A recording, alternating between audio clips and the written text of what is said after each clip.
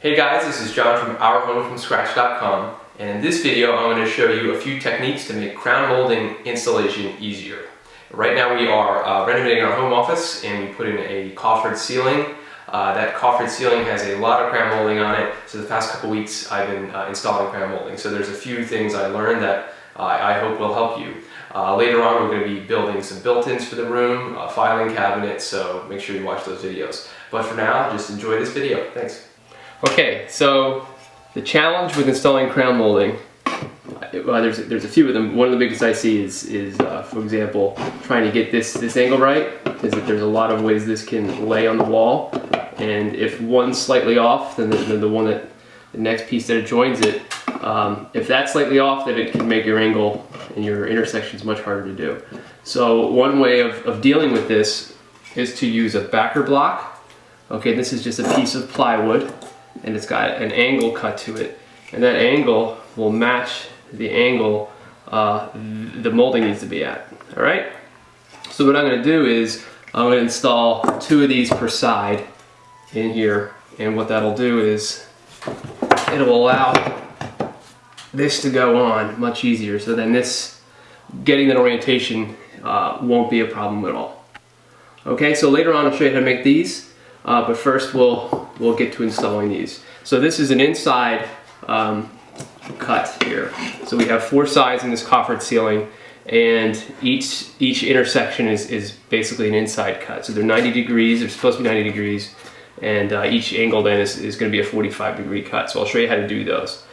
First, because this piece here is one of the first things you see when you walk in this room, we want these joints, particularly over here, to be very tight and nice. So this piece here will actually be squared off on both ends, and we'll just go across here. Then the 2 side pieces here and here will be coped. So let's show you this one first. All right, so I've got my block, a little bit of liquid nail on it.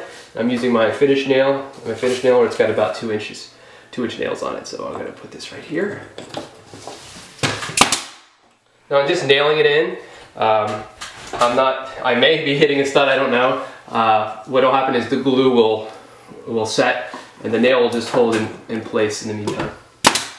Okay, so those are nice and snug. Alright, so I just nailed and glued my little cheater blocks in. I did it on the other 4 sides too. Each side has 2 of these blocks spaced out like that. So I then measured the distance between here and here with my tape measure, and then I cut a piece of the molding out. Okay, so this is just going to butt right up against the ceiling like that, and there's no guessing as to whether it goes this way or that. Okay, so like I said before, these 2 sides are going to be coped joints over here, and having a little gap there isn't a big deal, okay, because we're coping it. So what I'm going to do is I'm going to take this down, and I'm going to put a little bit of a liquid nail right on those angled surfaces. Okay, and then a little bit on the bottom, a couple dollops along the bottom of the molding, so you can see that right there. Okay, I don't go crazy with the glue. All right, so I'm going to take it back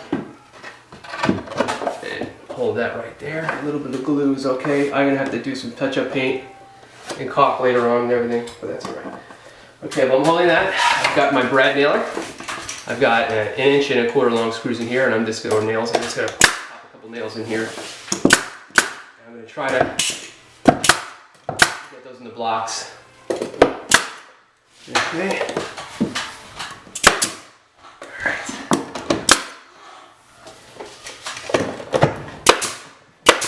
Okay. Alright, so our first piece is in. I'm going to repeat the same process on the opposite side of the block. Alright, so we're going to continue on with our next piece here. To make this part easier, I've got a sample board here, and on each end I've done the 45, I've coped them. So these are cut to perfect 45s, and what it lets me do is kind of gauge how well this is going to intersect here. So I'm going to put this on here and just butt it up. Alright, so look, it doesn't look bad. It's a little open up here and it's tight down here. So when I actually make this cut on the table saw or the miter saw, I can adjust the angle of the cut to make this tighter. Okay, and I'll repeat the process over here. Same deal. Okay, my cope isn't perfect over here, but having a sample board like this lets you kind of gauge each angle. So what I'm going to do now is I'm going to measure from here to here, and I'll take you out to the miter saw to show you how I make those cuts, keeping in mind that my one side will be a little different than 45 because of the angle and because of this board. Okay, thanks. All right, so to cut crown molding, we're going to be using my miter saw here. Now, crown molding is unique in that it gets cut upside down. All right, so what you can use if you're not sure how to cut it is one of these crown molding jigs. This is from Benchtop. You can get this at Lowe's or Home Depot. What it does is it holds the crown molding at the proper angle, and you can set this back and forth for varying sizes of crown molding. So I have this one set for this particular crown molding. You can see it's this edge here is flat against this piece, and the top is flat against the bottom of this board. All right, so I didn't use this for this particular room we're working on in this molding is because this saw ends up banging into this. This molding's a little too big for this jig. So you can come up with your own, which is what I used here. So to recreate that, I've just clamped down a couple boards, one over here and one over here. Actually, this was one continuous board at first, and then I ended up cutting through it, which is fine. And what this does is this board ultimately just lets me set the crown molding up so it's square against the back and the bottom. All right. So for the inside cuts, I already have the front edge cut at a 45. I'm gonna move this down to 45. I've marked my next measurement with a pencil from the bottom edge here all the way down to here, and I'm going to make my second cut just through this line, and then we'll take you inside and I'll show you how we coat the edge. Okay.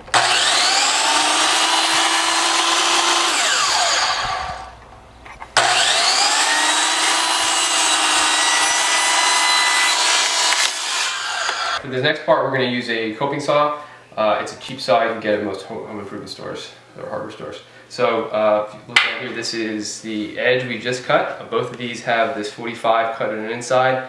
And what I'm going to do is I'm going to take the saw and I'm going to cut all the bare wood and follow the line of the painted wood. All right, so we'll just be left with that profile. So let me show you how that. It's kind of tricky.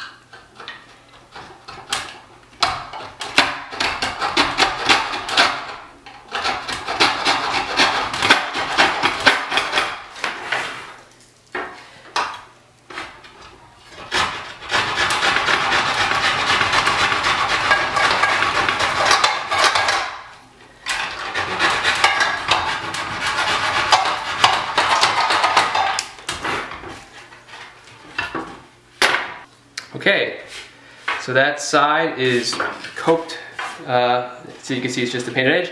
So what I want to do real quick at the very end is cut this sharp tip off. That'll get in the way. All right, so I'm going to repeat the same process on the other side. Okay, so I just finished coping both edges, and I just did a test fit up. It looked pretty good. So I'll show you what that looks like, and then I put some glue in and we're going to install this.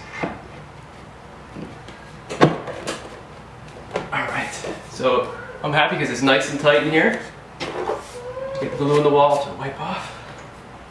The joint over here isn't too bad. It's a little wide in some parts, but it's tight in others, so I'm okay with that. So we'll go ahead and nail this into place.